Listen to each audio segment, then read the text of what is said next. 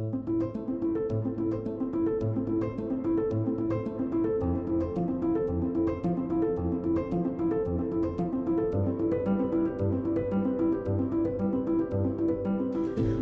Annie Twitchell with the Daily Bulldog, and we're going to talk about the upcoming budget for the town of Farmington. So, gentlemen. Yes, thank you. I'm Matt Smith. I'm the chairman of the board of selectmen for Farmington. And I'm Christian Waller. I'm the town manager for the town of Farmington. Awesome. So, what has your budget process looked like this year? How has it been different than previous years? Well, this year, being new to the process, really that made it new for everybody involved. So there were a lot of expectations, myself included, all the way around in terms of how things would go or be done. And so, it was really a process of learning to work with each other, the budget committee, the board, but I think that was it was a good process, and it helped us also identify some opportunities for improving it. So. Sure. So there is some pretty significant increases in the budget. How much is that increase? It's a total of $1.7 million, it's a little over 24% increase over last year's budget. Yep. And what makes up that increase? Well, the smallest portion is pay adjustments for the town employees, which have not been made in a fairly long period of time. And then there are items for unfunded or underfunded capital items like fire truck, so on. And then also there's funds built in just to allow the town to handle the very unusual economic climate that we're in right now.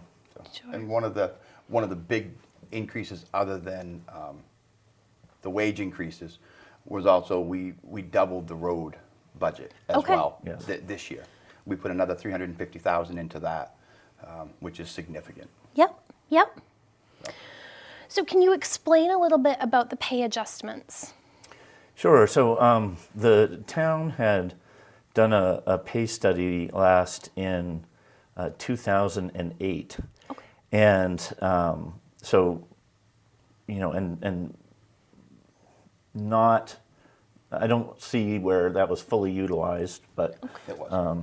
and so, but a lot of the principles that were in that study that was done for the town are core HR principles that are used to determine compensation in organizations all over the world. So things like education, difficulty of the job, technical skills, certifications, length of time involved, supervisory responsibilities.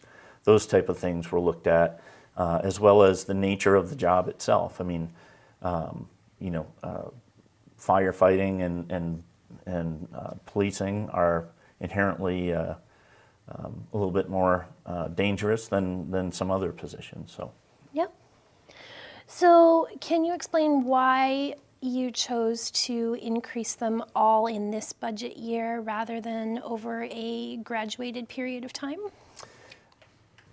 I can take that real quick. The board as a whole has asked the town manager to do that. Yep. And I know that in this whole process, a lot of the conversation it's been aimed at the town manager. But in the end, the five of us that were on the board when Christian came on, we asked for this. Yep. Not going to say we all like the numbers because they were a little larger than what we wanted, but not what we wanted, but what we thought, I guess. We didn't realize they were so far out of scale. Yep. But with that, we did ask for this. Yep. And he did as we asked. And so I just did want to clarify that to make sure that, Sure. this wasn't not the new guy coming in and say, ooh, we're just going to spend everything. We did ask for this. Yep. Along with going over all of our ordinances through the course of time, just to get a new set of eyes on it. And Yeah, and in terms of the question as to why at once versus over 3 or 4 years, really one of the first things that I did recognize as I was, beginning to do research and talking with department heads and so on, was the real, almost total lack of any type of pay increase other than COLAs, which the town has done. Some towns in Maine haven't done those. But COLAs aren't pay raises. They simply help keep an income at a steady level. And honestly, it was across the board. It wasn't just in one department or one employee. And as a matter of fairness and good management, it's not fair for me or for the town to ask one group of employees to wait until we are a little more comfortable making the increase, knowing that that they hadn't been in sync with the compensation level in the market. So Okay. it just really was a matter of fairness. Yeah. And I'd like just to add too, we don't know what's coming next year. Right. Thankfully, we're in a position financially this year where we can absorb it. We can still lower our tax base, which we're going to do. So this was just the right time to do it. We could do it all now and still be able to move forward in case something does come up in the next few years that unforeseen. So we didn't overextend ourselves. So what is your current mill rate and what is the projected mill rate with this budget for the tax base? Sure. The mill rate for 2021 was $19.20 per thousand. Okay. And the town achieved that in part by using $1 million from the unassigned fund balance or surplus. And so with this year, initially I had conducted when I look at a budget and I'm preparing that, I use very conservative estimates so that, if there is a change, it's within the bounds of, that estimate, and it's not something that is an unpleasant surprise. And so originally I had estimated the mill rate to be $19.60 per thousand, and that was without using any surplus. But I went back into that calculation and utilized, the state is increasing the revenue sharing formula from 3% to 5%. And so that made a big difference, and it dropped the mill rate to the lowest in about 5 years to $18.98 per thousand. So on a $200,000 home, that's about $40 less. So is that including the 24% overall Yes. budget increase? Yep, that's including all the increases. Okay, so how does that balance out? Is there additional revenue and what does that look like? Sure. Yes, there is additional revenue. The towns realized the last chunk of the solar farm in terms of valuation being added, and so that added roughly about $1.4 million to our revenue. It averages out to about $740,000 a year over 20 years, and so. That and some other funds that we received, like ARPA, which is one-time funding that we utilized for the community center roof, or are using. It's basically allowing us to make these corrections, which are really, I would consider generational or one-time corrections. That I don't anticipate this being a pattern, each year. And with these adjustments and the increase, some of it will continue on, but it's not all. For example, with the pay adjustments, a big part of the reasoning for that is staff retention. It can take as much as 250% of a person's salary to retrain and gain experience and suffer through the bumps and struggles of getting someone back up to speed. And so, we wanted to make sure that we minimize that and that we retained the good talent that we had, and we let the town employees know, that we really do appreciate the work that they do and compensate them fairly. The labor market right now, having worked in workforce development and, having been the director of policy for the Indiana Department of Workforce Development, in the last 12 years, I have not seen an economic climate like this. It's very unusual. We had historic inflation already, and then we had the conflict in Ukraine, and that has caused additional economic challenges, and so costs of goods have gone up significantly, sometimes 15, 20, 25%. In some cases with, for example, paving, it's 3 times what it normally is or what it was back in last June. Those costs are things that we're trying to make sure are covered in the budget. So bottom line, how much are the taxes going to go up in the town of Farmington this year? That is the beautiful thing. Yes. We anticipate that they are not going to go up, but that they will go down. So basically about 22 cents per thousand. As the town, continues, I think that really these investments are investments in the town. And you have to invest in a community in order to have a more positive future.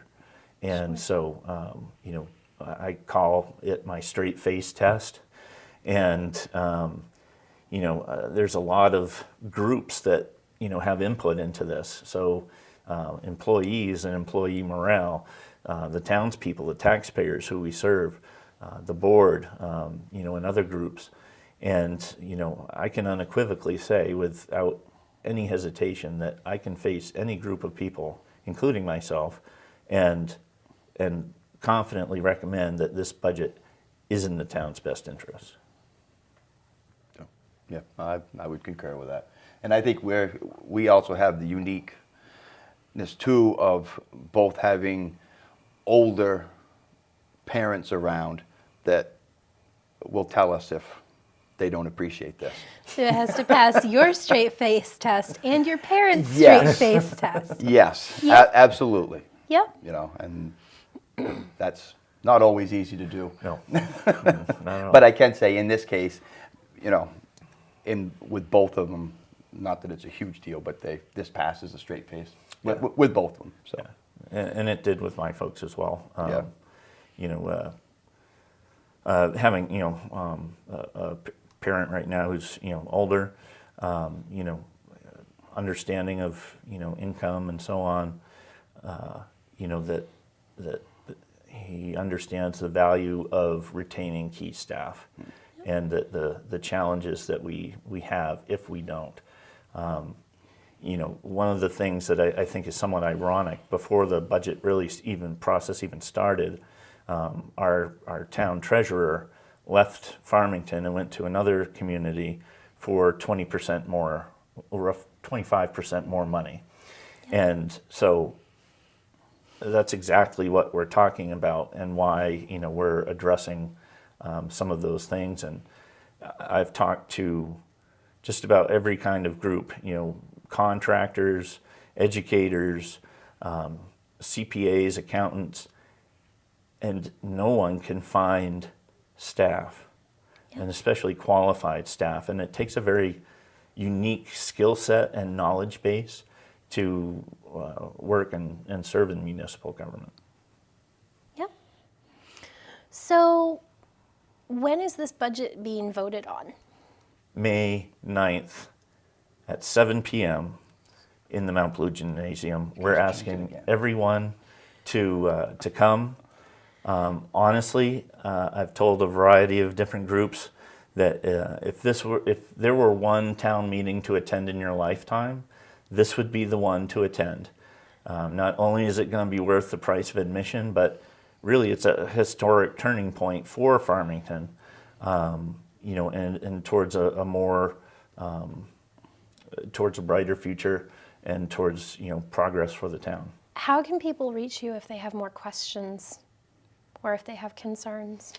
Well, I guess I'll start on that. They can certainly contact the town office and myself at 207-778-6538, 207-778-6538. Yes.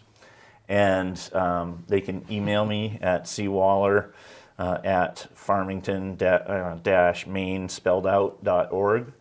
I'm happy to talk to individuals, groups, to clarify questions or explain the whole budget. Really, the most important part, this is a very important part of citizenship. And, I was reminded at the American Legion meeting the other night that a lot of people have sacrificed quite a bit, and that we should be very grateful right now that we're not in a situation like the Ukraine, and that we have the privilege to put forward our thoughts and opinions as to how our government should be run. And so really the board and myself, we very much want the public to be educated, not to be swayed one way or another, but to be educated about the facts regarding the budget and some of the realities that are involved, and allow them to make the decision. I mean, ultimately, this decision is made by the townspeople, the legislative body at town meeting. And as with everything else that does have to deal with the town, you can always reach out to the selectmen as well. We always want to hear from people. My personal number is 491-2743. If I don't answer, leave a message. I will get back. If not, we have email addresses, and all of our phone numbers are on the town's website. Sure. And we do encourage input, Sure. good or bad. Absolutely, and I would just add one other thing, that the budget and supporting information for that is also available on the town's website. Sure. Sure. So do you have any other comments? My only comment is, I know there's been a lot said that this isn't the right time due to economic things, world issues. I would disagree with that. I think it is the right time. If not now, then when? Farmington is in a really good position financially. Our undesignated fund is really healthy. We're not going to touch that.